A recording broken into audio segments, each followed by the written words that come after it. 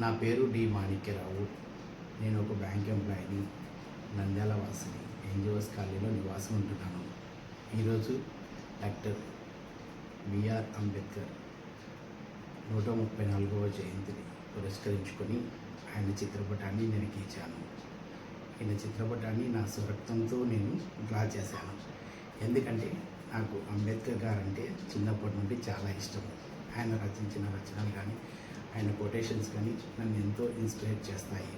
అంతేకాకుండా ఈయన కల్పించిన మనకు రాజ్యాంగం హక్కు వలన, ఓటు హక్కు వలన మనము ఈరోజు బడుగు బలహీన వర్గాల వారికి ఒక ఆశాజ్యోతి అయి ఉంటున్నాడు.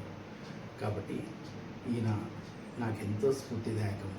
అందువల్ల ఈయన జయంతిని పురస్కరించుకొని నా స్వరక్తంతో ఈయన చిత్రపటాన్ని ఈ ఛానల్ని మీకు తెలియజేస్తున్నాను. Thank you.